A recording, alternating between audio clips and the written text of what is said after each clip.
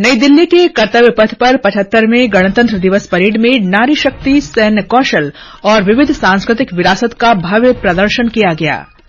ध्वजारोहण, march past और राष्ट्र के नाम राष्ट्रपति का संबोधन पढ़े जाने की खबरें देश के विभिन्न भागों और विदेशों में से मिली हैं। विदेश मंत्रालय ने कहा, फ्रांस के राष्ट्रपति इमैनुअल मैक्रों की भारत यात्रा के प्रमुख परिणामों में भारत फ्रांस रक्षा औद्योगिक रूपरेखा भी शामिल।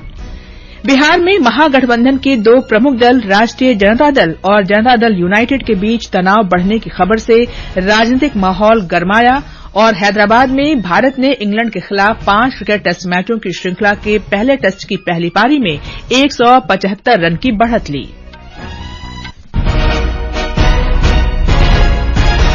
समाचार संध्या के साथ मैं कनकलता। राष्ट्र आज 75वां गणतंत्र दिवस मना रहा है। राष्ट्रपति द्रौपदी मुर्मू ने नई दिल्ली में कर्तव्य पथ पर आयोजित समारोह में समग्र राष्ट्र का नेतृत्व किया। फ्रांस के राष्ट्रपति इमैनुअल मैक्रों गणतंत्र दिवस परेड में मुख्य अतिथि थे। गणतंत्र दिवस समारोह प्रधानमंत्री नरेंद्र मोदी के राष्ट्रीय समर स्मारक पर शहीदों को पुष्पांजलि अर्पित करने के साथ प्रारंभ हुआ। इसके बाद प्रधानमंत्री और अन्य विशिष्ट अतिथि कर्तव्य पथ पर सलामी मंच पहुंचे।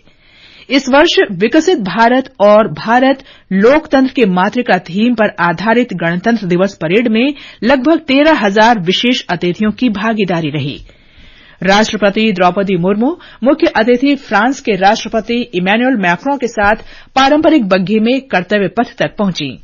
राष्ट्रपति के राष्ट्रीय ध्वज फहराने के बाद राष्ट्रगान की धुन बजी और 21 तोपों की सलामी दी गई।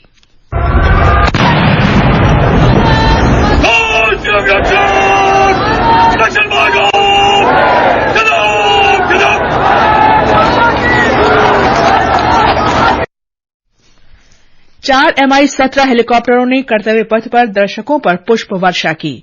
इसके बाद नारी शक्ति की प्रतीक 100 से अधिक महिला वाद्य कलाकारों की प्रस्तुति आवाहन से परेड का शुभारंभ हुआ।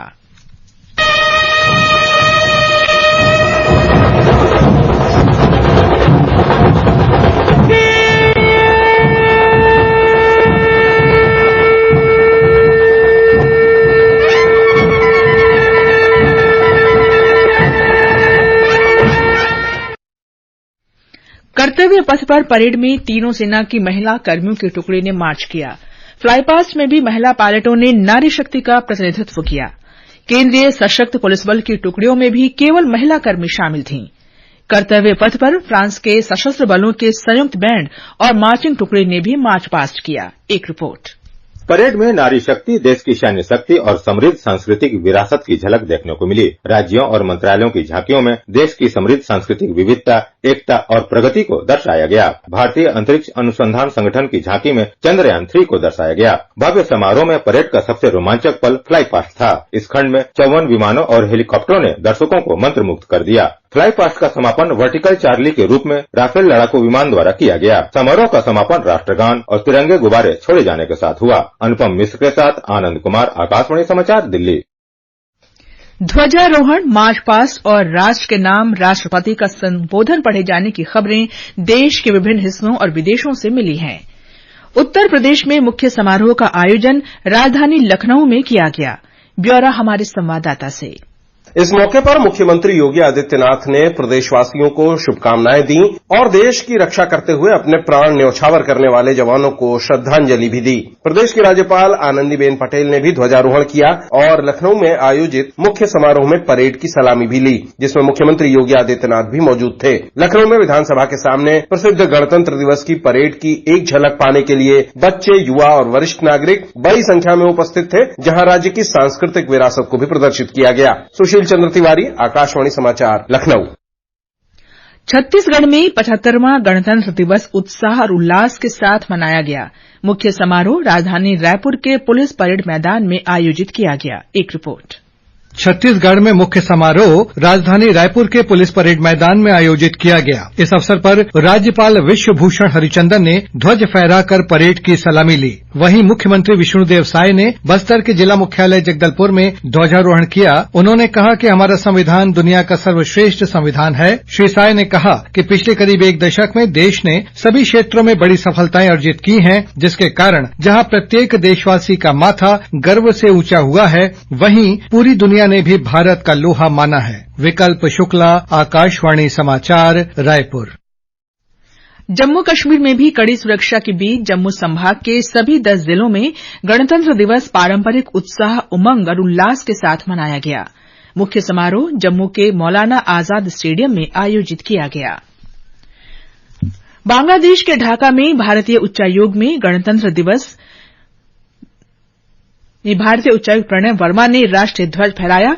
उन्होंने गणतंत्र दिवस की पूर्व संध्या पर राष्ट्र के नाम राष्ट्रपति के संबोधन के अंश भी पढ़े। जापान में भारतीय राजदूत सीबी जॉर्ज ने राष्ट्रीय ध्वज फहराया। राष्ट्रपति द्रौपदी मुर्मू ने आज शाम 75वें गणतंत्र दिवस के अवसर पर राष्ट्रपति भवन में एट होम का आयोजन किया। समारोह के मुख्य अतिथि फ्रांस के राष्ट्रपति इमैनुअल मैक्रों, उपराष्ट्रपति जगदीप धनखड़ और प्रधानमंत्री नरेंद्र मोदी इसमें शामिल हुए। ये समाचार आप आकाशवाणी से सुन रहे हैं। ये आकाशवाणी है। विदेश सचिव विनय मोहन क्वात्रा ने कहा है कि फ्रांस के राष्ट्रपति इमैनुअल मैक्रों की भारत यात्रा के प्रमुख परिणामों में भारत फ्रांस रक्षा औद्योगिक रूपरेखा शामिल है। नई दिल्ली में आज संवाददाता सम्मेलन में श्री क्वात्रा ने कहा कि फ्रांस के राष्ट्रपति की यात्रा के दौरान रक्षा अंतरिक्ष साझेदारी समझौता, न्यू स्पेस इंडिया लिमिटेड और आर्यान स्पेस के बीच उपग्रह प्रक्षेपण के लिए समझौता ज्ञापन पर हस्ताक्षर हुए। Focus on the priority of defense cooperation through this roadmap is to actually identify opportunities for partnership in the defense industrial sector that prioritize co-designing, co-development, co-production with the whole and also building the defense supply chains between the two countries. विदेश सचिव ने कहा कि France के मार्सेल शहर में भारतीय वाणिज्य दूतावास और हैदराबाद में फ्रांसीसी ब्यूरो पूरी तरह से शुरू होने के लिए तैयार है। फ्रांस के राष्ट्रपति इमैनुअल मैक्रों ने कहा है कि फ्रांस का लक्ष्य वर्ष 2030 तक 30,000 भारतीय छात्रों को फ्रांसीसी विश्वविद्यालयों में शामिल करना है। एक सोशल मीडिया पोस्ट में श्री मैक्रों ने कहा कि ये एक बहुत ही महत्वाकांक्षी लक्ष्य है, लेकिन वे इसे पूरा करने के लिए प्रतिबद्ध हैं। बिहार के मुख्यमंत्री नीतीश कुमार के वंशवादी राजनीति पर बयान के बाद महागठबंधन के सहयोगी दलों राष्ट्रीय जनता दल और जनता दल यूनाइटेड के बीच तनाव बढ़ गया है। विपक्षी गठबंधन INDIA के बीच लोकसभा चुनाव के लिए सीट बंटवारे में देरी, मुख्यमंत्री पर लालू प्रसाद की बेटी के तीखे हमले और राज्य सरकार के घटक दलों में समन्वय की कमी ने भी इस खींचतान को और बढ़ा दिया है। राष्ट्रीय जनता दल ने नीतीश कुमार से इस बारे में आज अपना रुख स्पष्ट करने को कहा है। 3 दलों भारतीय जनता पार्टी, जनता दल यूनाइटेड और राष्ट्रीय जनता दल ने कल पटना में अपने विधायकों की बैठक बुलाई है। भाजपा राज्य की राजनीतिक स्थिति पर करीब से नजर रख रही है। अगस्त 2022 में नीतीश कुमार ने भाजपा से नाता तोड़कर राजद, कांग्रेस और वाम दलों के साथ नई सरकार का गठन किया था। नीतीश कुमार के नेतृत्व वाली सरकार को इस समय 160 विधायकों का समर्थन प्राप्त है। राज्य में सरकार गठन के लिए 122 विधायकों की आवश्यकता है। कांग्रेस के वरिष्ठ नेता प्रेमचंद मिश्र ने कहा है कि जेडीयू को अपना रुख स्पष्ट कर देना चाहिए, क्योंकि महागठबंधन में इस तरह की खींचतान से राजनीतिक अस्थिरता पैदा हो रही है। उन्होंने कहा कि कांग्रेस स्थिति पर करीब से नजर रख रही है। इससे पहले आरजेडी नेता प्रोफेसर मनोज झा ने पटना में कहा कि मौजूदा राजनीतिक गतिरोध से जनता में गलत संदेश जा रहा है। प्रधानमंत्री नरेंद्र मोदी कल दिल्ली के करियप्पा परेड ग्राउंड में वार्षिक राष्ट्रीय कैडेट कोर प्रधानमंत्री रैली को संबोधित करेंगे। इसमें अमृतकाल की एनसीसी विषय पर एक सांस्कृतिक कार्यक्रम भी होगा। केंद्रीय पंचायती राज मंत्री गिरिराज सिंह ने लोकतांत्रिक आदर्शों के प्रति सरकार की प्रतिबद्धता की प्रशंसा की है। उन्होंने नई दिल्ली में आज गणतंत्र दिवस समारोह के लिए विशेष अतिथि के रूप में आमंत्रित पंचायत प्रतिनिधियों को संबोधित किया।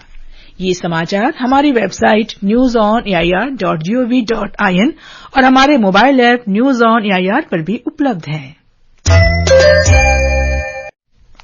समाचार संध्या में आपका फिर स्वागत है। हैदराबाद में भारत तथा इंग्लैंड के बीच चल रहे पहले क्रिकेट टेस्ट मैच के दूसरे दिन भारत ने अपने कल के स्कोर 1 विकेट पर 119 रन से आगे खेलना शुरू किया और आज का खेल खत्म होने तक 7 विकेट पर 421 रन बना लिए। इसके साथ ही उसने पहली पारी में इंग्लैंड पर 175 रन की मजबूत बढ़त ले ली है। भारत की ओर से यशस्वी जायसवाल ने 80 और केएल राहुल ने 86 रन बनाए। FIH हॉकी 5S महिला विश्व कप 2024 के क्वार्टर फाइनल में भारत ने न्यूजीलैंड पर 11-1 से जीत दर्ज की। भारत का सेमीफाइनल में मुकाबला आज दक्षिण अफ्रीका से होगा। ये मैच भारतीय समय के अनुसार आज रात 11 बजे से खेला जाएगा। अंत में मुख्य समाचार एक बार फिर। नई दिल्ली के कर्तव्य पथ पर 75वें गणतंत्र दिवस परेड में नारी शक्ति, सैन्य कौशल और विविध सांस्कृतिक विरासत का भव्य प्रदर्शन किया गया। ध्वजारोहण, मार्च पास्ट और राष्ट्र के नाम राष्ट्रपति का संबोधन पढ़े जाने की खबरें देश के विभिन्न भागों और विदेशों से मिली हैं। विदेश मंत्रालय ने कहा, फ्रांस के राष्ट्रपति इमैनुअल मैक्रों की भारत यात्रा के प्रमुख परिणामों में भारत फ्रांस रक्षा औद्योगिक रूपरेखा भी शामिल। बिहार में महागठबंधन के 2 प्रमुख दल राष्ट्रीय जनता दल और जनता दल यूनाइटेड के बीच तनाव बढ़ने की खबर से राजनीतिक माहौल गरमाया और हैदराबाद में भारत ने इंग्लैंड के खिलाफ 5 क्रिकेट टेस्ट मैचों की श्रृंखला के पहले टेस्ट की पहली पारी में 175 रन की बढ़त ली। इसके साथ ही समाचार संध्या का ये अंक समाप्त हुआ। नमस्कार।